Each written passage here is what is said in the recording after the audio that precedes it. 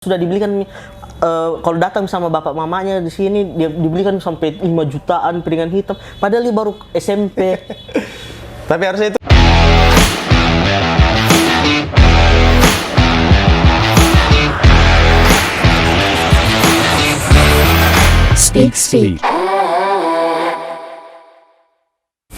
Speak Musik bersama saya Indra Hadijaya, edisi perdana dari Speak Musik. Kita lagi ada di Musik Bastor bersama si owner, ada Rilo Mapang aja Luar biasa.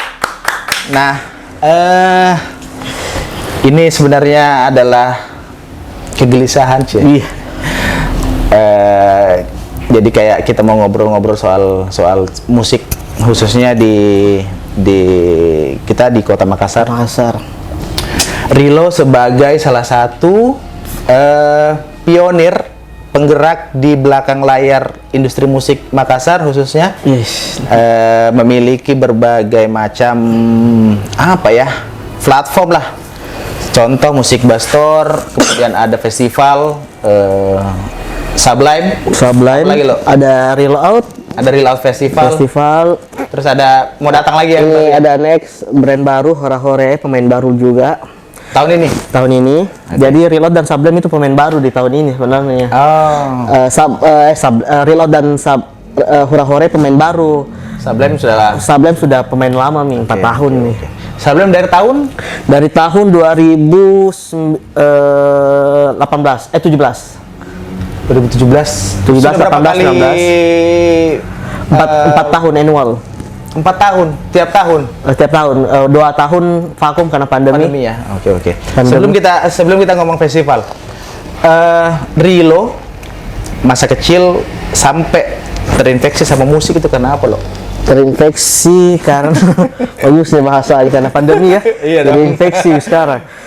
Kalau saya dari musik itu dari kecil memang karena kakak dulu basicnya memang dulu punya band pop punk, jadi dia nongkrong di rumah itu sama teman-temannya memang suka bawa kaset, putar kaset. Dia suka kalau dia nggak ngapa-ngapain kasih putar lagu sendiri di kamar kayak gitu-gitu sih.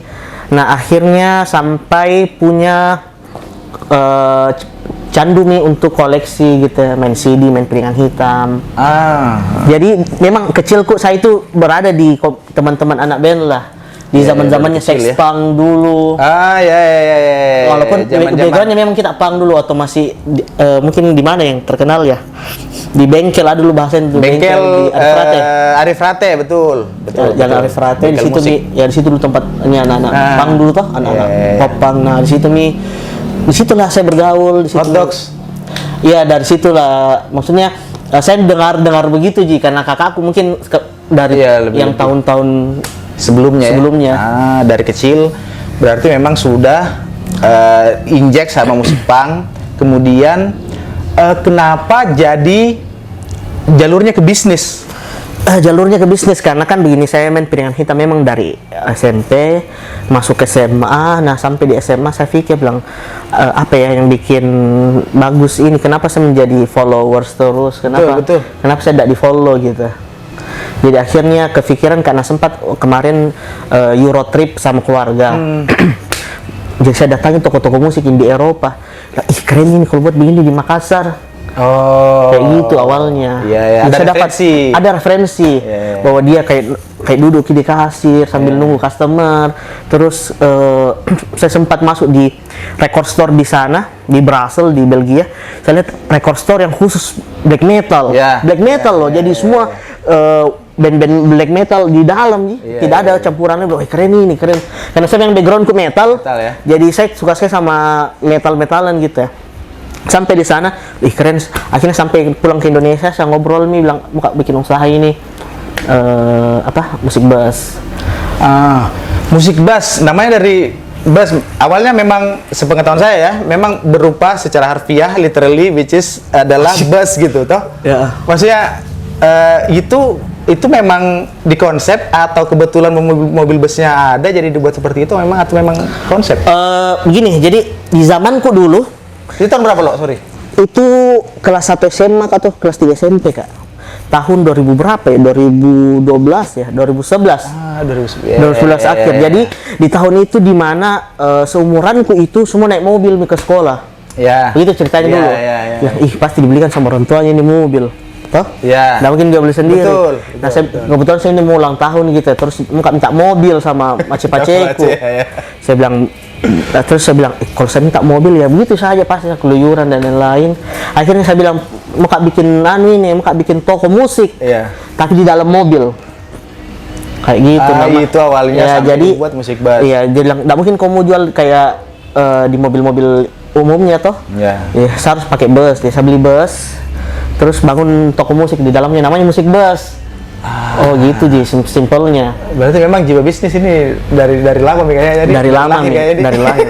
Dan alhamdulillah Musik Bus sampai saya punya anak hari ini dia masih berjaya makanya, gitu. Maksudnya karena khususnya di kota-kota di luar Jakarta yang bukan industri musik itu kan agak susah untuk survival. Betul. Tidak semua orang memandang musik itu adalah pegangan hidup masa depan gitu. Betul. Jadi, saya kayak beruntung sekali punya usaha, walaupun usahaku ini tidak se-mainstream usaha-usahanya orang yang di luar. Walaupun keuntungan profit tidak sebesar orang-orang yang di luar gitu usahanya, tapi adanya Musik Bus ini berperan penting tentang industri yang ada di Makassar. Sangat. Jadi saya rasa kayaknya bilang harus jalan ini barang. Mau ini barang rugi, mau ini barang untung, tetap jalan gitu. Karena ya ini pengetahuan awam ya, jadi kayak biasanya kalau cuman semua orang kan kadang-kadang semua mau jadi performer, mau jadi talent, mau jadi depan di atas panggung. Tidak banyak yang memikirkan untuk jadi support system. Betul. Termasuk misalnya jurnalis atau agensi atau publishing atau apapun itu, atau promotor, semua mau jadi manggung. Nah, salah satunya adalah Rilo mau membuat record store yang bisa dipakai untuk jualan kaset gitu, yang distributor. Nah, saya masih agak, Rilo aslinya musisi kah? Dulu sempat musisi dulu. Musisi metal. Nama bandnya? Nama bandnya Dove Brill. Dove Brill dia bereferensi dari Seringai. Dia stoner ya, band-band stoner lah. Jadi saya memang backgroundku itu saya metal. Saya dulu, jadi saya lahir di, maksudku saya besar di sekolah Islam Atira. Tahu toh? Ya Atira, Makassar. Nah, sekolah Yusuf Kalla. Baru. Nah, di zaman itu kita semua metal. Mau anak SMP-nya, mau anak SD-nya, mau anak SMA-nya, metal semua. Semua pensi yang dilakukan sekolah itu harus band metal. Di zaman itu, di tahun 2012 ya. Yes. Di zamannya Dead Squad dulu. Betul, Dead Squad ya, Dead Squad Horror Vision, album Horror Vision. Iya, Horror Vision. Iya, jadi kita itu kalau olahraga, biasa kan ada dikasih baju olahraga, kita enggak, kita ganti baju metal. Celana training olahraga sekolah. Karena memang begitu, perempuan juga anak-anak metal semua. Jadi kita besar begitu sih. Masih zaman-zaman Labbas gitu. Labbas, betul. Ya, 2012. Betul. Nah, setelah jalan Musik Bass Store pandemi, apa yang terjadi? Kita harus disclaimer dulu ya. Betul. Musik Bass pernah vakum 3 tahun. 2 tahun, 3 tahun di tahun 2017 akhir. 2017 akhir. Di mana Musik Bass vakum, faktor besarnya karena kurangnya support market. Kurangnya market di Makassar. Tiba-tiba surut aja gitu. 2017 apa? 2017 2018 ya. Peralihan bukan band-band Melayu, bukan ya? Bukan, belum di situ. Itu peralihan baru muncul Spotify. Oh, DSP, Digital Platform. Yes, kayak masih ada nih kayak begitu muncul. Oh, ya. Akhirnya orang beralih ke digital. Iya, beralih ke digital, malas nih beli fisik. Itu mungkin triggernya ya. Kayaknya ya. Iya, jadi saya dong kayaknya saya vakum deh. Dan saya juga punya perjalanan spiritual pribadiku. Iya, waktu itu ya. Iya. Saya berkelana, saya belajar. Jadi saya harus tinggalkan dulu ini. 2017 sampai 2019. Bukan deh. Pokoknya Musik Bass itu buka di 2021 September kemarin. Setelah pandemi.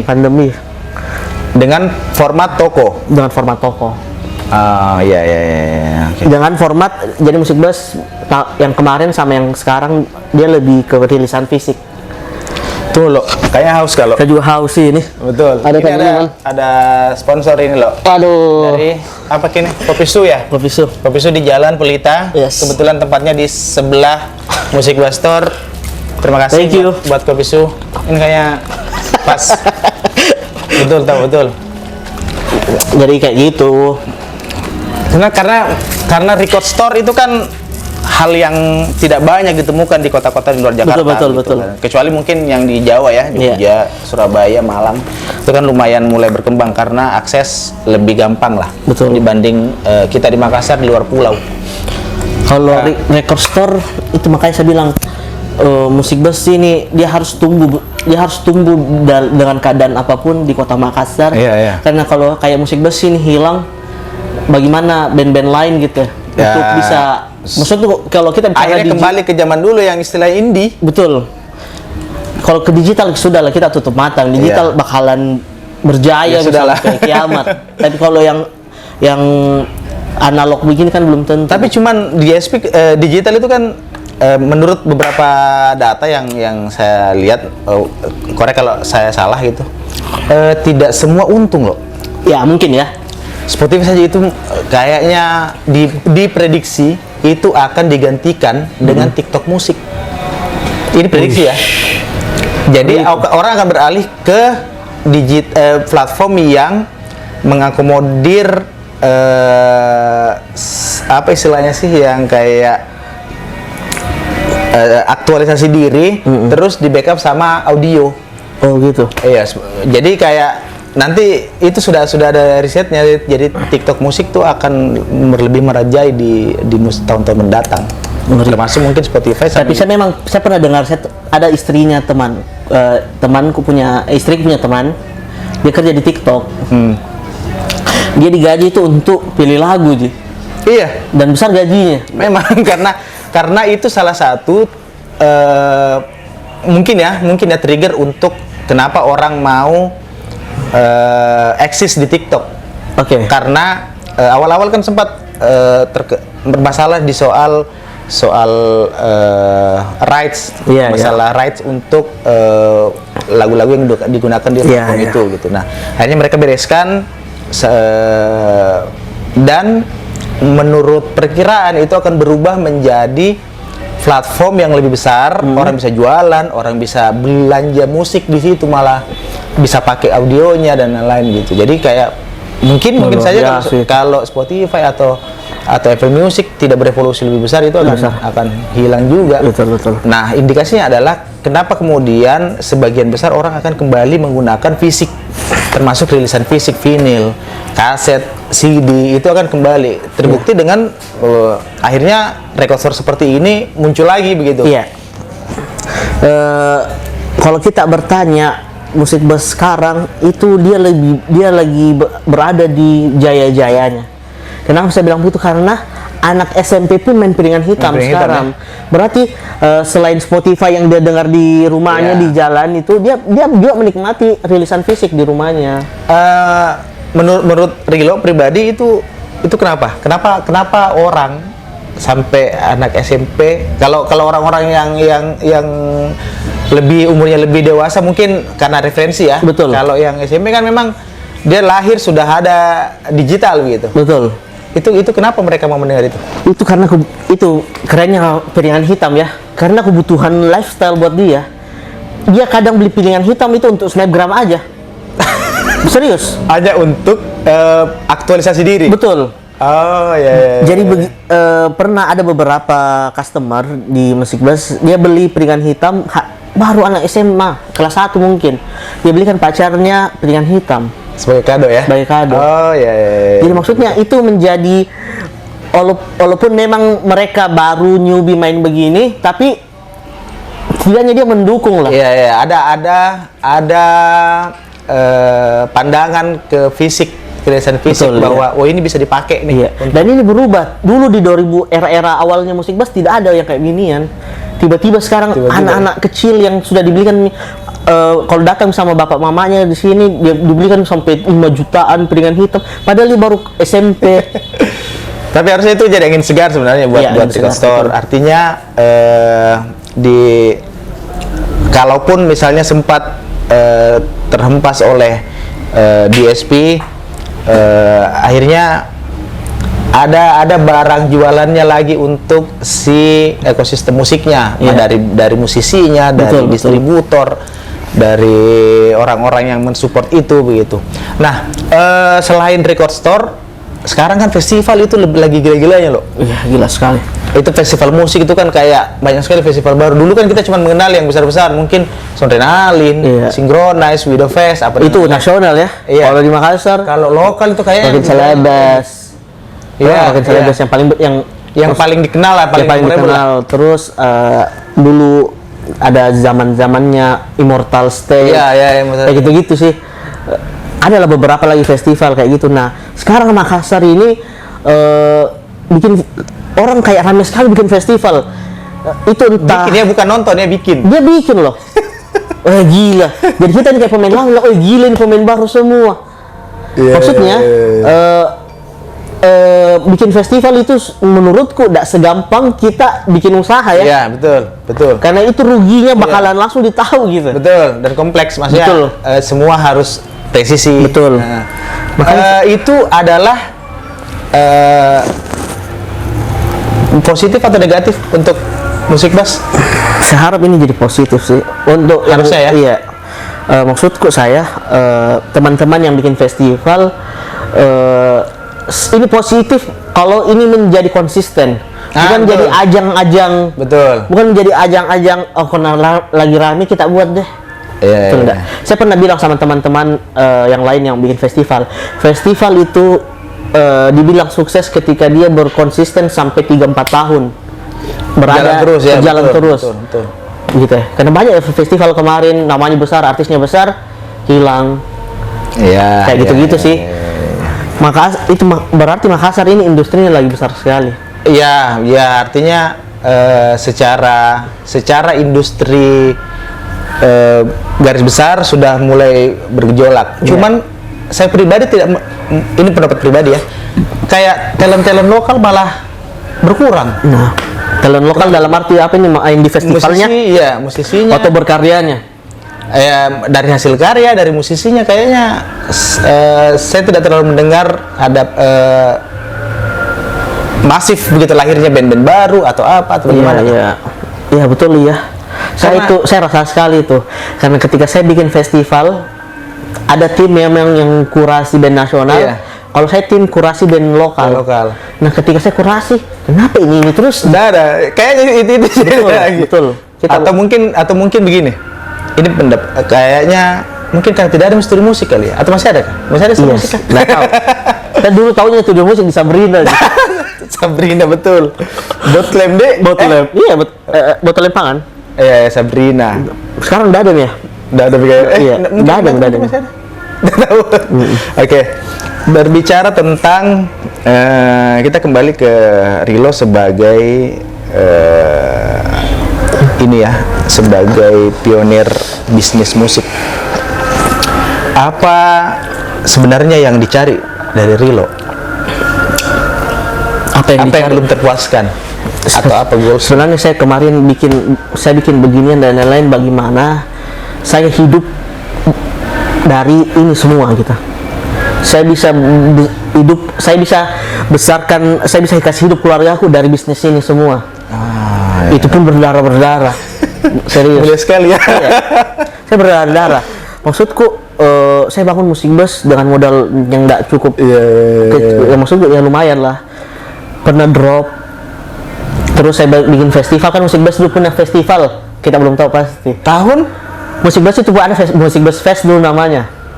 Di 2015 sama 2016. 2019 sempat Iya. bikin festival. Sempat bikin festival. Bara Suara pertama kali ke Makassar itu gara-gara Yang musik bus GRRI. fest. Betul. Oh iya, iya. Oh itu ya, betul. Iya, iya. Suara pertama kali juga manggung kayak di Iya. Makassar waktu itu ya. Itu saya bikin festival pakai uang pribadi loh, pakai tabunganku. Saya bayar bersuara, saya cek uang tabunganku. Oh, saya hitung, oke. Berapa bersuara, berapa band, berapa venue, berapa permit dan lain-lain, saya kasih keluar tek. Tiket nggak tahu, hai beramburadul.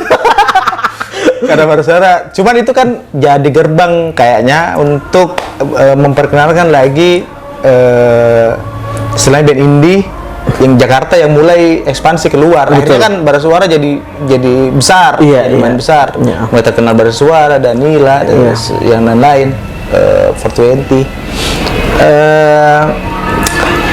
Menurut Rilo, apa yang masih kurang dari bisnis industri musik di Makassar? Apa yang belum ada? Apa yang belum ada? Iya. Sebenarnya yang belum ada sih salah satunya label record, Label ya? label. Secara legal ya, maksudnya secara perusahaan ya, label record ya? Maksudnya di Jakarta kalau kita lihat labelnya besar-besar. Iya, iya. Salah satunya yang paling baru, pemain baru lain Saniter. Saniter, betul. Dia bisa buat dalam satu bendera label dengan talent yang luar biasa Iya, gitu. iya, iya. Nah, Makassar itu belum ada kayak gitunya. Iya, iya, iya. Betul nggak? Betul, betul. Makanya tuh bandnya semua berpencar-pencar. Dia nggak dirangkul dalam satu Manajemen ya? manajemen. Ya, Itu yang pertama. Yang kedua ya itu yang kita bilang agensi. Iya. Bagaimana dia bisa mengelola sebuah industrinya ini lah, mau dia mengelola event, dia mengelola artis, Iya, iya. dia mau mengelola ekosistem tiketnya dan lain-lain kayak gitu-gitu sih. Iya, masih banyak PR-nya sebenarnya. Cuman kalau ngomong soal musik, kita kan memang harusnya bisa bersyukur karena ada musik bass yang masih eksis. Iya, alhamdulillah. Sama ada beberapa juga kayak teman-teman bikin record Iya, kayak Autobahn dan lain-lain. Iya, bikin record store Yes, juga ya. yes. Vinyl juga yang lain. Vinyl juga. Oke. Karena piringan hitam itu, kalau kita bahas piringan hitam, dari sisi visual dia tuh menjual sekali. Covernya besar, dan apalagi namanya, peminatnya sekarang piringan hitam di 2022 ini ngeri sekali peminatnya. Oke. Baik, kita break dulu. Oke. Azan bilang. Azan. Ini keren nih karena harus break azan. Iya, betul. Baik, setelah break azan, Masya Allah, break azan. ya dah. Mungkin banyak yang belum tahu. Tadi terlalu semangat ngobrol soal industri musik Makassar. Banyak yang bertanya, Rilo Mapengaja sebenarnya siapa dan secara gurita bisnis bagaimana? Saya cucunya Soeharto sebenarnya. Oh gitu ya. Saya keluarga Cendana sebenarnya. Saya namaku Rilo Muhammad Rilo Mapengaja. Apa ya? mulai tadi tahun 2000 Yes. 17. Iya. 2017 musik bass dibuat. 2011 2012. 2012. Berjalan sampai 2017. 2017 vakum. 2020. 2021 21 mulai lagi. kembali. Nah, selama musik bass itu berjalan, Rilo berperan sebagai apa di situ? Setelah musik bass berjalan, saya berperan sebagai orang yang mengampanyekan dukung rilisan fisik di Makassar. Oke. Zaman itu rilisan fisik itu berupa CD berarti ya? CD, Kaset, piringan hitam, ada semua itu. lokal atau nasional? Lokal, nasional, internasional. Jadi saya dulu itu saya pernah sempat di interview toh. Saya bilang sampai saya pernah bikin lagu waktu di band metalku, saya buat lirik tentang pembajakan gitu ya. Oke. Kan dulu itu heboh sekali. Ya. Orang beli CD bajakan di MTC, di ETC, yang dalam satu CD itu ada nih 50 sampai 100 band, ada mungkin ribuan lagu di dalam. Lagunya, betul. Dia putar di mobilnya. Banyak loh teman-temanku begitu, keluarga aku juga begitu. Nah, saya bagaimana bilang kalau kau dengar musik ini loh, ada musik bass ini. Yeah. Dia walaupun memang musik bass agak lebih ke indie ya. Maksudnya kan pergerakan lah ya. Pergerakan ya. Maksudnya jadi kalau mau dengar musik ada ini loh, ada toko ini namanya musik bass. Kenapa kau harus membajak? Kenapa kau harus download dulu, masih ada for share dulu? Iya. Kalau download for share itu kan bisa download albumnya langsung. Iya, betul. Zaman-zamannya itu. Nah, Saya kayak begitu. Saya itu kalau interview kayak media-media kayak kemarin yang di 2012 awal, saya bilang ini Musik Bus hadir untuk melawan pembajakan kayak gitu. Nah, Begitu dulu kampanyenya. Kampanyenya ya. Tapi tidak ada yang peduli. karena maksudnya, tapi itu kan akhirnya begini, pembajakan itu kan akhirnya melahirkan generasi baru, akhirnya lahir contoh Kangen Band, Iya. SC12 kan lahir sebenarnya dari situ. Iya, Karena betul. iya, karena itu kan wave-nya orang akhirnya kaset bajang itu kan ya tersebar Iya. dengan cepat ke seluruh Betul. pelosok. Iya. Pelosok daerah lah, dan Betul. ternyata memang marketnya tepat Iya. untuk band-band yang pada saat gelombang itu. Iya, betul.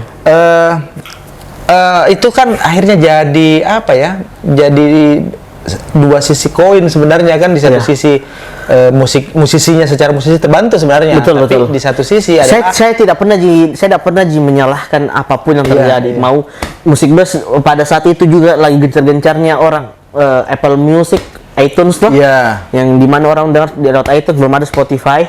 Nah, tutupnya juga Musik Bus gara-gara naiknya dulu pas Digital Spotify, ya, digital digital gitu ya. lah. Kayak gitu-gitu sih. Ya. Tapi ya Musik Bus kan betul sebagai opsi utama sebenarnya kalau dibanding kalau sekarang akhirnya ada digital. Cuman kan akhirnya balik-balik orang kembali ke fisik. Betul. Akhirnya kan jadi musik bus jadi harusnya sudah benar secara jalur, sudah benar Iya, gitu. iya. Sebagai istilahnya tempat untuk kembali lah. Iya. Gitu tak. Hanya dengan fisik. Nah, dari tadi kita ngomong soal album fisik dan lain-lain. Apa album fisik yang paling Rilo tidak mau jual? Yang paling langka ini? Yang paling langka mana itu ya? Iya. Salah satunya ini, salah satu ya. Naif. Yes. Iya, bandnya sudah bubar juga. Salah satu ini bubar kan baru gini yang bubarnya. Betul. Ini album ketika keluar dikeluarkan oleh The Majors, tiba-tiba sold out aja gitu. Tiba-tiba misalnya hari Senin menjual, tiba-tiba hari Rabu ada yang jual langsung 2 juta. Padahal harganya mungkin 370, 300 ribu. Ini album sekarang mungkin nggak tahu ya. Kalau cek coba di e-commerce mungkin jutaan. Tapi limited kayaknya, cuma berapa ratus pieces mungkin. Mungkin limited mungkin. Dia ada juga kayak gini-gininya. Ini kita lihat kalau kayak gini-gini kayak album kayak Iya, Diskoria. kaset, iya. Kita dengar Diskoria enggak? Yang lagunya tentang Naif, yang terhormat Naif. Yang terhormat ya. Yang Ardhito Pramono sama Isyana Iya, nyanyi. iya. Nah kan visualnya kayak gini. Iya. Jadi maksudnya album ini akan menjadi salah satu album langka di Indonesia. Karena tiba-tiba habis aja, terus list lagunya juga bagus sekali, Mobil Balap, Piknik. Siapa yang nggak dengar ini coba? Betul. Kalau generasi tak sama generasi Ini kayaknya yang alasan terbesar kenapa riset fisik masih jadi primadona ya Betul, saat ini ya. betul. Karena belum tentu semua orang punya. Iya, betul sekali. Benar. Dan bagusnya rilisan fisik begini ya, maksudnya ya lihat covernya besar sekali gitu ya. Terus kalau kita mau putar kita harus jadi ini. Kenapa ya? Saya harus bilang apa sih kenapa? Kalau bertanya kenapa sih piringan rilisan fisik sama Spotify itu apa bedanya? Kalau kita main rilisan fisik itu ada kayak ritual yang harus kita lakukan. Kalau kita dengar digital kan cuman putar, Iya. play, pas headset diam. Kalau nggak nyaman next. Betul. Kalau kita punya rilisan fisik ini kita harus beli ininya dulu nih. Kalau misalnya kita bahas piringan Iya, hitam ya, iya. kita harus beli turntable-nya dulu karena tidak mungkin mau diputar di mobil. Betul. Nah, terus ada proses-proses bukanya seperti kita buka ini, Iya. terus dibuka lagi ininya, terus harus ditaruh gitu toh. Tiba-tiba langsung Menarik, diputar. ya? Maksudnya ada ritual, ini semacam ritual bahasanya tuh. Dia semacam ritual untuk kita untuk dengar ki. Secara Betul, secara emosional memang lebih dapat kayak zaman dulu kaset, kita beli Yes. kaset, orang pulang dia putar kasetnya, dia baca covernya, covernya. terus sampai siapa yang buat di studio apa betul. dibikin, Iya. terus dia baca liriknya. Yes. Kayak gitu-gitu maksudnya. Itu serunya rilisan fisik. Apa kaset pertama yang Rilo beli? Secara sendiri kayak mau gak pergi beli itu deh di sini. Kalau saya dulu saya ingat dulu saya belanja kaset itu di pasar loh. Di pasar di Di mana? pasar di Di mana, di besar di kah? daerah. Di daerah. Oh, oke. Di daerah lah. Nah, saya zaman itu kan dulu bajakan itu kan banyak. Iya. Apalagi musisi Malaysia. Oke. Wah, gila itu bajakannya dulu musisi Iya, Malaysia. iya. Aduh. Nah, saya waktu itu agak tidak tertarik dengan itu. Nah, akhirnya saya cari opsi lain. Apa di maksudnya yang selain itu. Nah, akhirnya saya menemukan sebuah toko di pasar, toko kaset. Nah, di situ macam-macam. Jadi dulu ada sistem kompilasi, kalau zaman dulu kompilasi Natalie Bruglia, Oke. terus Savage Garden. Nah, itu jadi bentuk satu kompilasi masing-masing satu lagu gitu. Nah, itu yang saya beli. Sampai beli album Dewa The Best. Zaman-zaman itu ya, terus apalagi Padi. Nah, itu kan menarik Kayak gitu begitu nih juga. Kalau saya kemarin saya start mulai bermain ini dari piringan hitam bermain ke CD. Oh, dari piringan hitam ke Saya sini, main Bang. kaset, saya tidak pernah main kaset malah. Saya itu menikmati kaset ketika di era ku kecil aja, ketika kakakku bawa kaset Iya. baru saya cuma Kaset dengar. punk. Iya. Saya itu setelah itu saya yang main piringan hitam. Jadi saya itu main piringan hitam gara-gara saya memang cetan sama Daniel Dead Squad. Mardani. Ya, dari Mardani. Terus dia bilang, lo harus kok main piringan hitam. Seru sekali main piringan hitam. Kan Daniel kan salah satu penggerak, maksudku dia salah satu bikin besar piringan hitam di Indonesia. Iya, Itu iya, fun fact-nya dia. iya, Dia kan iya. main piringan hitam. Tapi kita memang sama-sama background-nya metal. Jadi ketika itu saya lihat ada Anthrax. Tahu band Anthrax? Anthrax, betul. Iya. Main di Jakarta. Wih, keren ini. Saya harus nonton ini Anthrax. Ya, saya cari piringan hitamnya. Sebelum itu jadi piringan hitam pertama itu adalah Anthrax. Wah, iya. Anthrax album Worship Music. Album tour yang ke Jakartanya. Itu yang Itu. dipromosikan. Nah, gitu. saya itu ketika mau nonton konser band-band bule, Iya. saya harus punya piringan hitamnya. Itu wajib. Jadi pernah datang Cannibal Corpse, Cannibal Corpse, iya, betul, band betul, brutal betul. Iya, death iya, metal Amerika. Saya beli piringan hitamnya, semua album saya beli, saya order. Belanja aku itu lumayan besar lah. Ada itu albumnya. Itu belinya di mana? Di luar. Saya beli di luar. Saya lupa saya di mana. Lumayan dong berarti. Lumayan. Ada sekitar 15 album langsung saya beli. 15 Corpse. album karena itu Cannibal Corpse mungkin berapa album ya? Ada album live-nya dan Iya, lain-lain ya. iya. Datang baru minggu depannya sudah main di Jakarta di Senayan. Saya bawa nih ke mana? Jakarta. Iya. Rencana mau ketemu sama Cannibal Corpse. Iya, Tapi saya untuk desain lah Iya, ceritanya. saya tidak tahu bisa janjian enggak ya. Saya mau coba komunikasi sama promotornya enggak direspon. Terus saya ke backstage, saya pura-pura ke pintu backstage tuh. Ala-ala bilang, Iya. saya dari fansnya ini, ditolak. Wah, kecewa Kak. Kecewa. Ada pilihan hitam tebal begini. Betul, iya, iya, iya. Tebal begini saya Itu bawa ke dibawa, Jakarta. Akhirnya sudah nih kecewa mak, ya sudah. Saya cuma nonton Cannibal Corpse-nya. Terus pas mau balik ke Makassar kembali, saya bilang piringan hitamnya taruh nih saja di tas di bagasi deh, daripada mau digandeng-gandeng. Sudah nih, saya masuk ke bandara, saya lihat ada komplotan bule-bule berdiri kasih masuk bagasi barang. Ya. Siapa ini? Pas saya lihat Cannibal Corpse semua. Ada yang ketemu di bandara. Iya, ketemu kan. Bayangan, itu Cannibal Corpse dari Jakarta mau main di Rockin Solo. Iya. Dia harus iya. ke Solo. Setelah itu dia ke Solo. Ada yang ketemu di bandara. Ketemu saya full band. Jodoh Cannibal namanya Corpse. itu loh. Hah? Jodoh namanya itu. Jodoh. Tapi mas saya tidak mau piringan hitamnya. Ada di Di mobil. bagasi.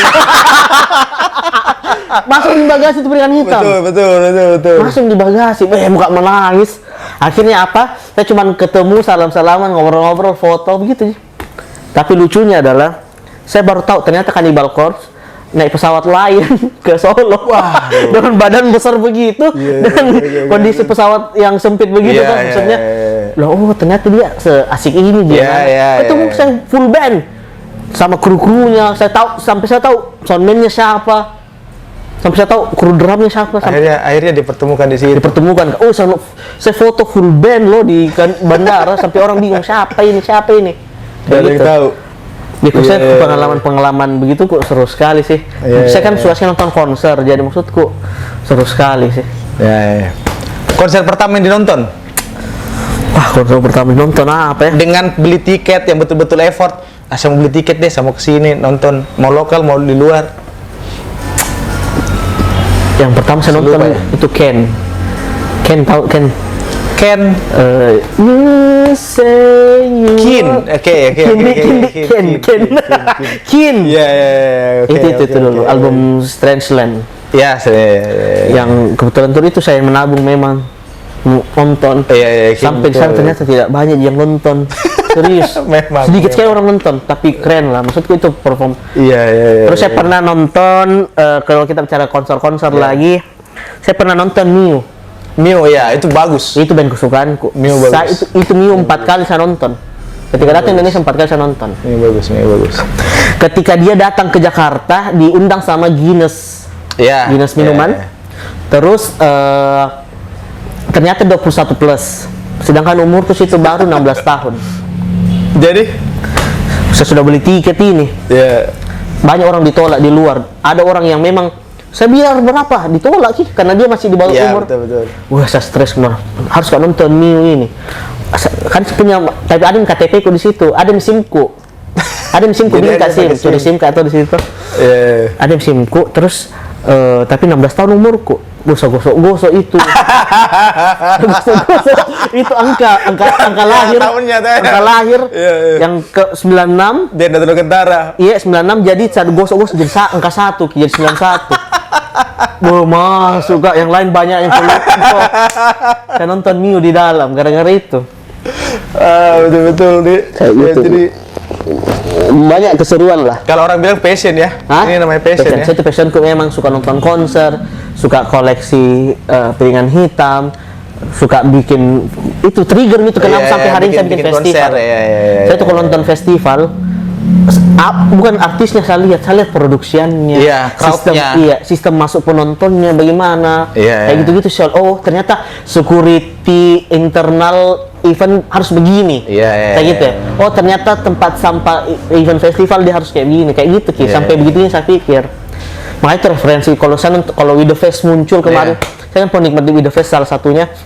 Makanya kalau saya nonton With The Fest itu kayaknya itu festival yang menurutku paling pikir Well prepare ya. paling Well prepare. prepare sekali. Iya, iya. Semua dipreparekan luar biasa. Nah itu saya mau terapkan di Makassar. Ketika Iya, saya buat betul. Sublime kemarin, saya ikuti beberapa komponen-komponen Ya, yang ya. dibuat sama With The Fest. Karena kan maksudnya orang brand festival itu kan maksudnya terbentuk dari situ sebenarnya. Betul, iya. Standarnya bagaimana? Iya. maksudnya- Banyak orang bikin festival tapi begitu je. Ya asal. Ji maksudku. Saya kepikir kayak gitu. Contohnya salah satunya ya. Sublime itu, kalau teman-teman yang nonton mungkin tahu Sublime Festival. Sublime itu security internalnya dia harus pakai baju kuning. Terus tulisannya di belakang security. Kenapa harus baju kuning? Karena semua event internasional yang saya nonton di YouTube ataupun saya nonton di Jakarta, semua security internalnya warna kuning. Supaya kelihatan di crowd. Iya, lebih kelihatan di crowd dan lebih, maksudku dia lebih, oh ternyata dia security gitu. Iya, Daripada dia harus pakai baju Hitam-hitam. hitam. Penonton pasti datang hitam-hitam Iya. juga. Nah begitu yang diterapkan di Sublime. Iya, Kadang iya, bertanya iya, sama timku, kenapa harus kuning? Langsung kasih lihat bisa presentasikan. Ini kau lihat kalau kayak gini, kayak gitu. Iya. Dan kenapa Sublime akhirnya konsisten Betul, 4 iya. tahun begitu. Bagaimana mengelola sampah di festival itu penting Iya. sekali. Banyak loh festival di sini tapi Banyak, sampah banyak. di mana-mana. Banyak. Makanya Jangan kalau kan di sini, di Jakarta, Iya. di luar pun kadang-kadang masih banyak. saya punya cerita ini.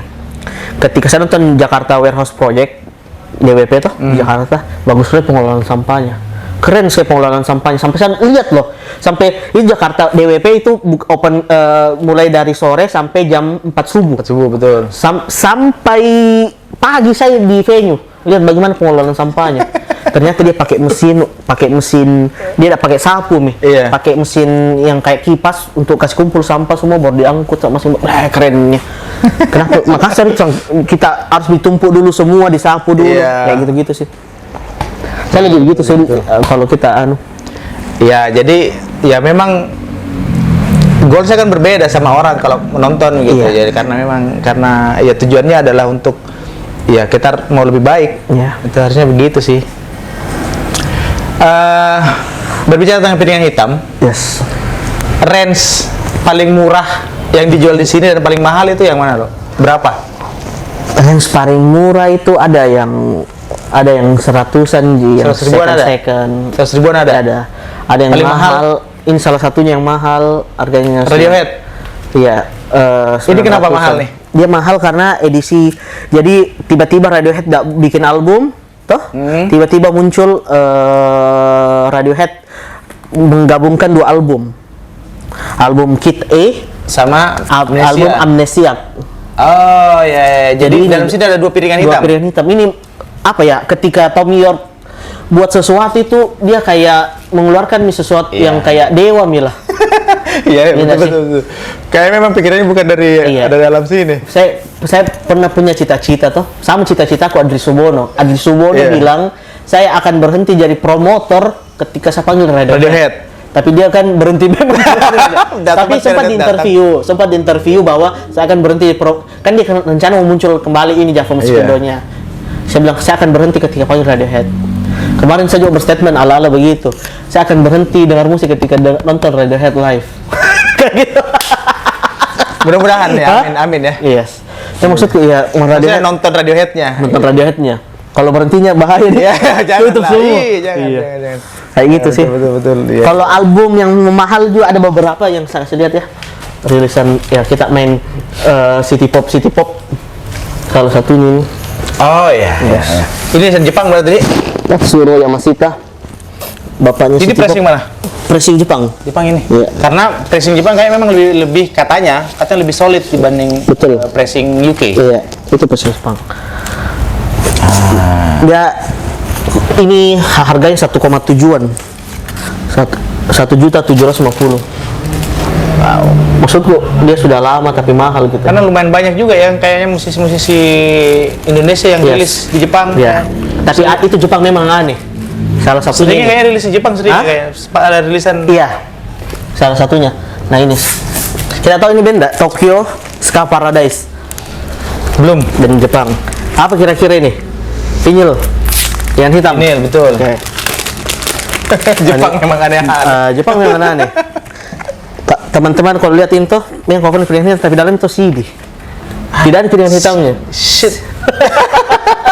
CD loh. Maksudnya apa ini? Maksudnya? Iya, maksudnya dia bikin packaging untuk bentukan pilihan hitam, tapi dalamnya CD. Ini salah satu band kesukaan tuh.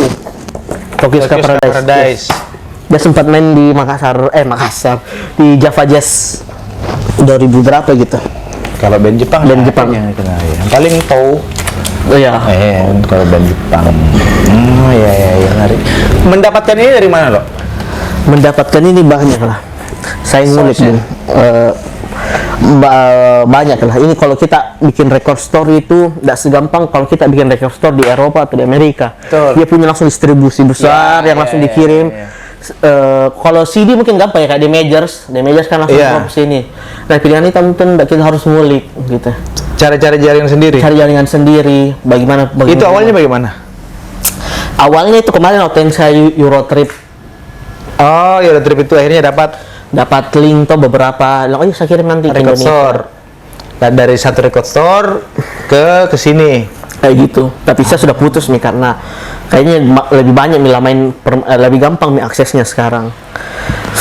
Nah kayak gitu sih.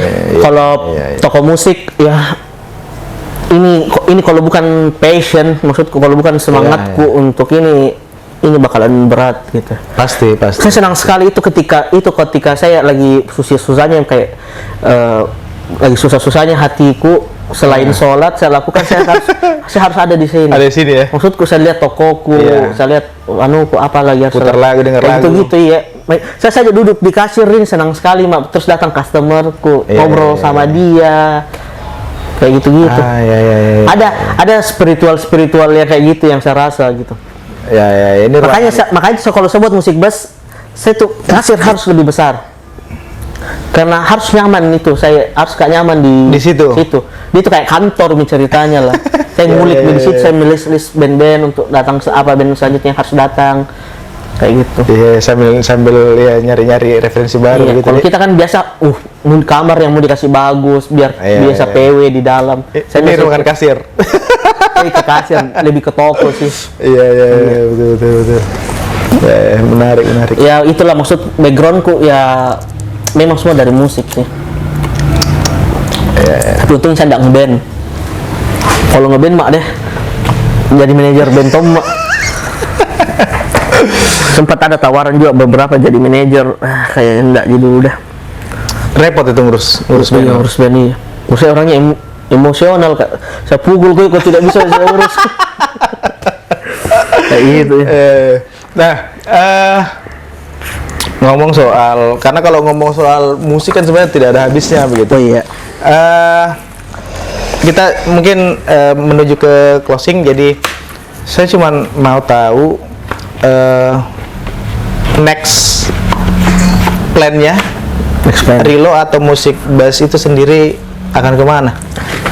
Saya next plan-nya musik bass bisa menjadi salah satu record store terbesar di kotanya gitu. Maksudnya banyak yang bilang bawa musik bass ke Jakarta lah, bawa ke Bandung lah. Bilang enggak deh, saya mau besar di sini saja. Di sini dulu ya. Biar bagaimana nih citranya bahwa selain harus makan palu basah, misalnya teman-teman harus makan palu basah, harus makan coto, dia harus ke musik bass gitu. Itu bisa mau bikin mindset begitu, karena kemarin sempat begitu mindsetnya, jadi anak-anak band datang ke sini gitu kalau dia ada di Makassar. Betul. Ya gitu sih. Terus ya plan buat saya sih ya gitu. Saya lagi sering-sering buat festival dulu karena pemerintah lagi open-opennya nih kita festival. Kapan regulasi ya? Iya, kapan bisa naik keadaan bisa pandemi kembali, kita harus berhenti lagi gitu. Karena maksudnya orang kan harus dibiasakan dengan keadaan musik itu jadi bagian dari hidup gitu. Jadi ekosistem musiknya juga akan terus bertumbuh gitu. Ya harapannya sebenarnya lebih banyak pelaku industri musik yang lebih variatif gitu. Jadi mungkin besok-besok akan ada booking agent, akan ada publishing company, seharusnya ada secara lokal, terus ada manajemen musik yang proper, terus ada label record yang lebih legal gitu. Dan ya mudah-mudahan itu. Kita mungkin dengar Naif. Boleh kita dengar Naif. Tapi tunggu dulu sebelum kita dengar Naif, teman-teman yang nonton ini, beliau salah satu orang hebat lah di balik musik. Ini harus muncul lah, tidak boleh dipotong.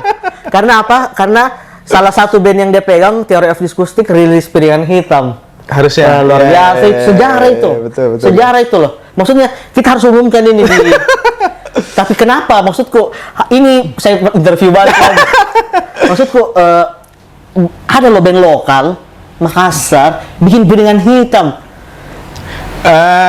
Nanti kita bahas itu berbeda lagi tuh episode selanjutnya guys. Baik, kita dengar closing. Apa yang dengar album lagu apa ini? Kayaknya yang Piknik 72. Yang paling Rilo memorable lah. Oh, memorable ya. Ini kita dengar supaya Naif bisa kembali lagi. Mudah-mudahan. Ya. Iya. Nggak butuh kau uang ke David.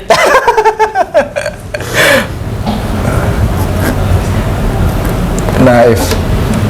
Jadi saya waktu di Jakarta lo, saya pernah tiba-tiba diundang sama teman lah, Opan Fosil. Iya. Saya ketemu, ayo ke sini. Terus saya ke satu tempat, tiba-tiba yang main di situ Naif. Di tempat itu, jadi dia kayak kafe begitu, tiba-tiba Naif. Ya udah kita nonton. Maksudnya secara baru kan intimate lah ceritanya. Luar biasa itu ya. Nah, ini menarik. Naif tuh harusnya sih bisa kembali lagi. Iya. Ini Naif salah satu band yang ketika dia bakalan abadi Ki, ketika dia misalnya naik berkonsisten tidak muncul kembali. Wah, The Beatles ini jadi The Beatles. Bisa jadi. Baik, sampai jumpa di Speak Music berikutnya.